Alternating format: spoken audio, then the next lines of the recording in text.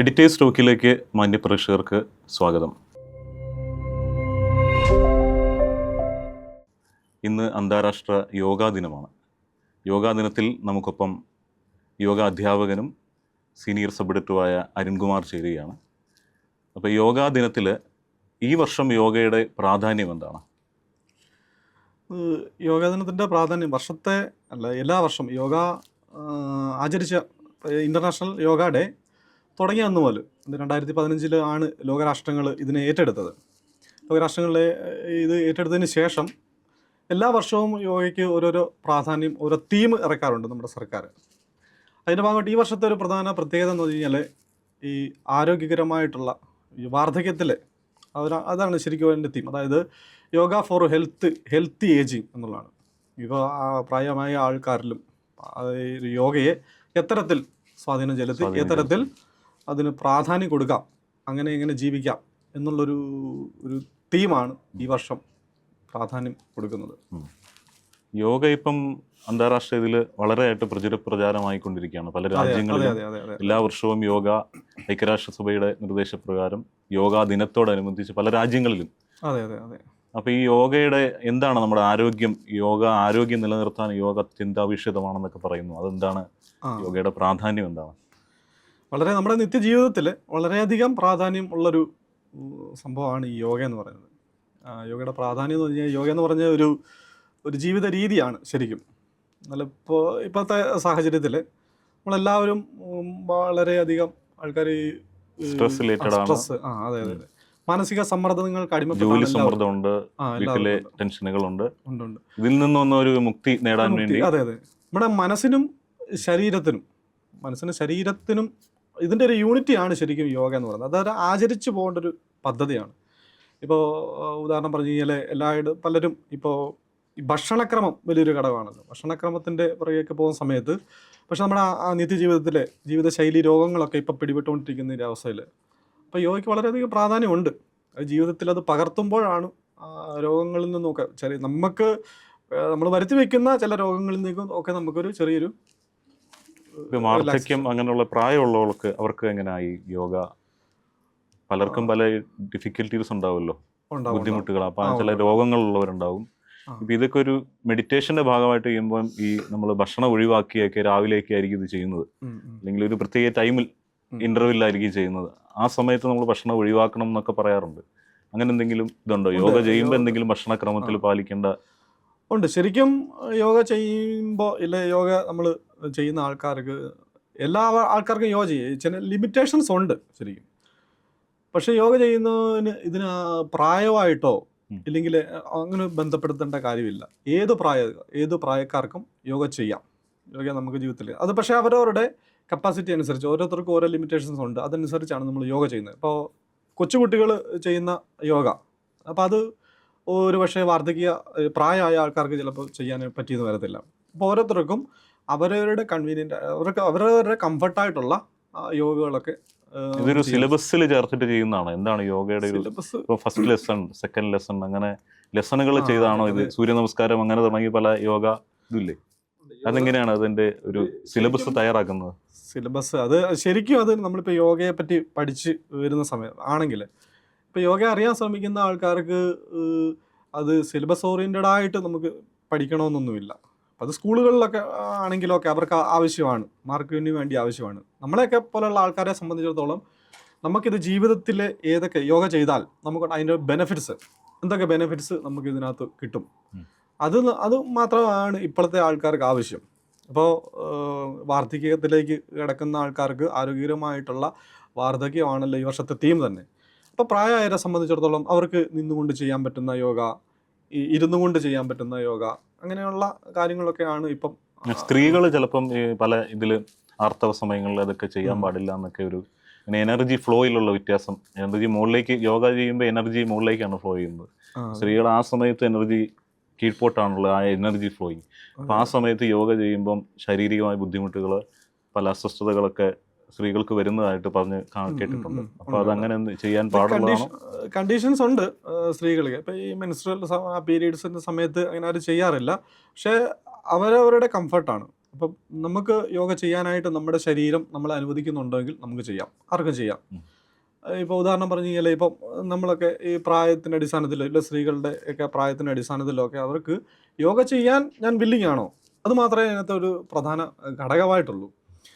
ഇപ്പോൾ ഇല്ലെങ്കിൽ നമുക്ക് മേജർ ഈ ഇഞ്ചുറീസോ സർജറീസോ ഒക്കെ ഉള്ള സമയത്തൊക്കെ ആണെങ്കിൽ നമുക്ക് ചെയ്യാനായിട്ട് പറ്റില്ല. ഇപ്പോൾ അത് അനുവദനീയമല്ല. അത് ഈ ഗുണത്തേക്കാളേറെ ദോഷം ചെയ്യുന്ന ഒരു കാര്യമാണ് ഈ യോഗ.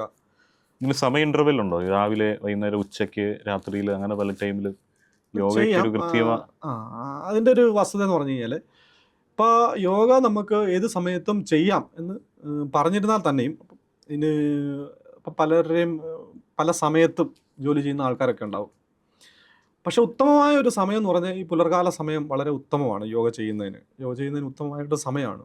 പിന്നെ ഈവനിങ് ടൈം, സന്ധ്യാസമയത്തിന് ശേഷം അതൊക്കെ നമുക്ക് ഉത്തമമായ സമയമാണ് എന്ന് പറഞ്ഞു കഴിഞ്ഞാൽ ചിലപ്പോൾ ഈ രണ്ട് സമയവും സാധിക്കുന്നില്ല, ഈ രണ്ട് സമയം മറക്കാണ്. അപ്പോൾ നമുക്ക് അനുയോജ്യമായിട്ട് സമയം തിരഞ്ഞെടുത്ത് ഇതൊരു അങ്ങനെ ഒരു നിയമമൊന്നുമില്ല.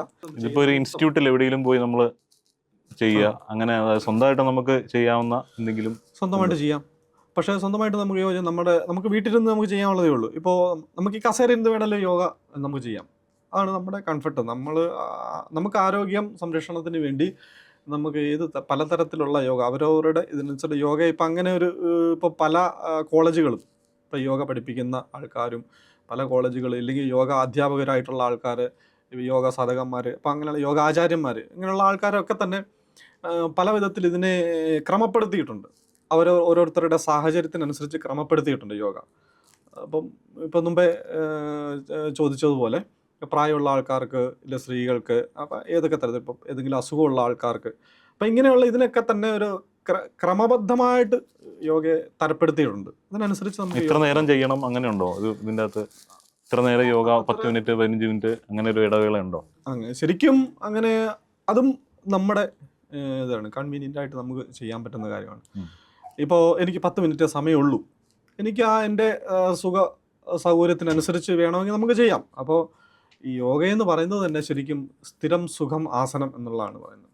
നമുക്ക് സ്വസ്ഥമായിട്ട് ഇരിക്കാൻ പറ്റുന്ന, സ്വസ്ഥമായിട്ട് നമുക്ക് മാനസികമായിട്ട് റിലാക്സേഷൻ കിട്ടുന്ന തരത്തിലേക്ക് മനസ്സിന് സന്തോഷം തരുന്ന ഒരു രീതിയിലായിരിക്കണം നമുക്ക് യോഗ കൊണ്ട് ഏറ്റവും പ്രധാനപ്പെട്ട ഒരു കാര്യം അതാണ്.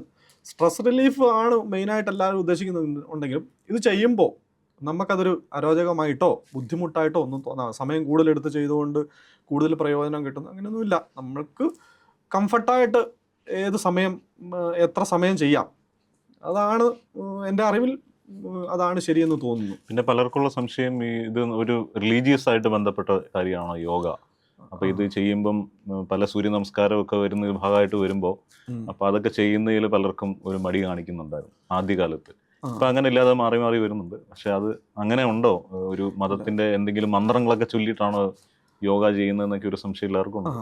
അതിൻ്റെ ഒരു വസ്തു എന്ന് പറഞ്ഞാൽ ഇതൊരിക്കലും ഒരു റിലീജിയസ് ഓറിയൻറ്റഡ് അല്ല യോഗ എന്ന് പറയുന്നത്. ഇത് പറഞ്ഞില്ലേ, ഇതൊരു ജീവിതചര്യയാണ്.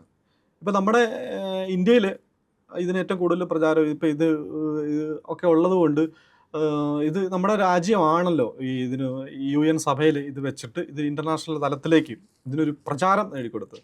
അപ്പം അങ്ങനെയൊക്കെ ചിന്തിച്ച് ഇതിന് റിലീജിയസ് ആയിട്ട് യാതൊരു ബന്ധവുമില്ല, മതത്തിൻ്റെ അടിസ്ഥാനത്തിൽ ചെയ്യേണ്ട ഒരു കാര്യമല്ല. ഇതൊരു ജീവിത രീതിയാണ്.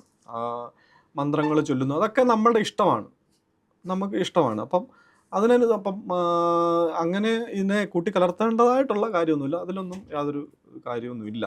നമുക്ക് ഇപ്പോൾ പലയിടങ്ങളിലും മാർഷ്യൽ ആർട്സുകൾ ഓരോരുത്തർ പഠിക്കുന്നു, അത് പല രീതിയിലൊക്കെ പഠിക്കുന്നുണ്ട്. പക്ഷെ അതിൽ നിന്നൊക്കെ ഡിഫറൻ്റ് ആയിട്ടുള്ള നമ്മുടെ ശരീരത്തിന് വളരെ ഗുണപ്രദമായിട്ടുള്ള രീതിയിൽ ക്രമപ്പെടുത്തിയേക്കുന്ന ഒരു പദ്ധതിയാണ് ഈ യോഗ പദ്ധതി എന്ന് പറയുന്നത്. അതിന് ഒരിക്കലും അങ്ങനെയുള്ള നമുക്ക് വേണ്ടി ഭക്ഷണം കഴിക്കുന്നതിൽ എന്തെങ്കിലും ഇതുണ്ടോ ഈ യോഗയിൽ? ഈ നോൺ വെജ് പാടില്ല എന്നൊക്കെ ചിലർ പറയും. യോഗ സമയത്ത് അങ്ങനെ കട്ടിയുള്ള കൊഴുപ്പുള്ള ആഹാരങ്ങൾ കഴിക്കുന്ന ഒഴിവാക്കണം എന്നൊക്കെ പറയുന്ന, ഭക്ഷണം കഴിവതും കുറച്ച് കഴിക്കുക എന്നുള്ളതാണ് യോഗയുടെ ഇതിൽ അല്ലേ? അങ്ങനെ പറയാൻ പറ്റില്ല.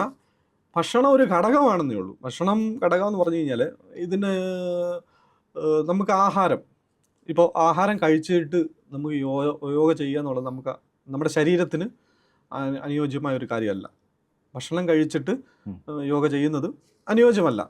പക്ഷേ ഭക്ഷണം കഴിച്ചിട്ട് ചെയ്യാം. നമുക്ക് ഒരു 2 മണിക്കൂറിന് ശേഷം ഡൈജഷനൊക്കെ ശേഷം നമുക്ക് യോഗ ചെയ്യാം. അത് പ്രധാനപ്പെട്ട ഒരു ഘടകമാണ്. ഭക്ഷണം കഴിച്ച് ഉടനെ നമ്മൾ യോഗ ചെയ്യുന്നത് ഉത്തമമല്ല, നമ്മുടെ ശരീരത്തിന് കേടാണ്. അത് എല്ലാ ആരോഗ്യ ഭക്ഷണം കഴിച്ചിട്ട് കുളിക്കരുതെന്ന് പറഞ്ഞ പോലെ ചിലപ്പോൾ വയറുവേദന എടുക്കും എന്ന് പറഞ്ഞ പോലെ എന്തോ ഒരു ഇതിന്റെ അകത്തൊരു ഡിഫിക്കൽറ്റി വരും. ഇത് പക്ഷേ ഇത് ശാസ്ത്രമാണ്, ആരോഗ്യ ശാസ്ത്രമാണ്. ഇപ്പോൾ നമ്മൾ ഏത് ആൾക്കാരോട് ചോദിച്ചാലും പറയും, ഇപ്പോൾ ഡോക്ടേഴ്സിനോട് ചോദിച്ചു കഴിഞ്ഞാലും നമുക്കറിയാം, ഇപ്പോൾ ശരീരത്തിൻ്റെ ഈ ഘടന എങ്ങനെയാണ്. ഡൈജഷൻ ഇല്ലാതെ നമ്മൾ ഏതൊരു തരത്തിലുള്ള എക്സർസൈസുകൾ ചെയ്താൽ നമുക്ക് ശരീരത്തിന് കേടാണ്. അപ്പോൾ അത് ബുദ്ധിമുട്ടാണ്. അത് യോഗയിലും അത് തന്നെയാണ് നമ്മൾ അനുവർത്തിക്കുന്നത്. ഇപ്പം യോഗ തുടങ്ങിക്കഴിഞ്ഞാൽ നമ്മൾ നിത്യവും യോഗ ചെയ്യണം അങ്ങനെ വരുന്നുണ്ടോ? നിബന്ധനകളൊന്നുമില്ല, നമുക്ക് വേണ്ടിയാണല്ലോ ഇത് ചെയ്യുന്നത്. ഇല്ലെങ്കിൽ ആരോഗ്യ സംരക്ഷണം എന്ന് പറയുന്നത് ഒരു പ്രധാനപ്പെട്ട ഘടകമാണ് യോഗയിലൂടെ. നമുക്ക് ഇപ്പോൾ യോഗ ചെയ്ത് കഴിഞ്ഞാൽ ഇപ്പോൾ നമ്മൾ ഇല്ലേ മസിൽ പെരുപ്പിക്കാവുന്നോ ഇല്ലെങ്കിൽ വയറ് കുറയ്ക്കാവുന്നോ ഇങ്ങനെയുള്ള മിഥ്യാധാരണകളൊക്കെ എല്ലാവർക്കും ഉണ്ട്. അങ്ങനെ ഒരു സംഭവമൊന്നുമില്ല. യോഗ എന്ന് പറയുന്നത് നമ്മുടെ ജീവിത ഒരു യോഗയിലൂടെ ചരിക്കുക എന്ന്. അപ്പോൾ അത് ബോഡിയേക്കാളും കുറച്ചുകൂടെ മൈൻഡുമായിട്ട് റിലേറ്റഡ് ആണെന്ന് തോന്നുന്നു അല്ലേ? മനസ്സിന് കുറച്ചുകൂടെ കോൺസെൻട്രേഷൻ ഉണ്ടാക്കുക.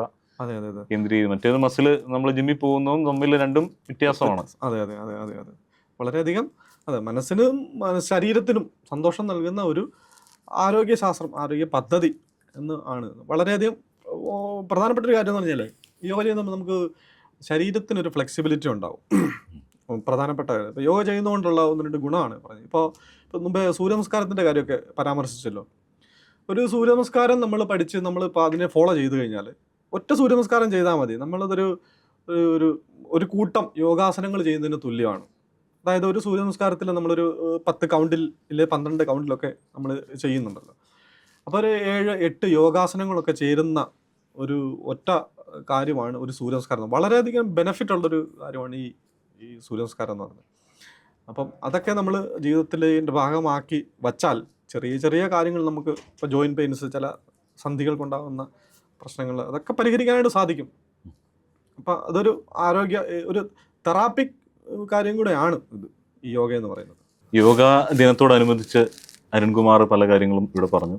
നമ്മുടെ ജീവിതശൈലി രോഗങ്ങളിൽ നിന്ന് മുക്തി നേടാനും കുറച്ച് മനസ്സിന് കോൺസെൻട്രേഷൻ ഉണ്ടാക്കാനും ഒക്കെ യോഗ ഫലപ്രദമായൊരു മരുന്നായിട്ട് നമ്മൾ കണക്കാക്കണം. ആരോഗ്യകരമായൊരു ജീവിതം, ആരോഗ്യകരമായൊരു തലമുറയാണ് നമ്മുടെ ലക്ഷ്യം. അതിനുവേണ്ടി നമുക്ക് ഒരുമിച്ച് മുന്നേറാം.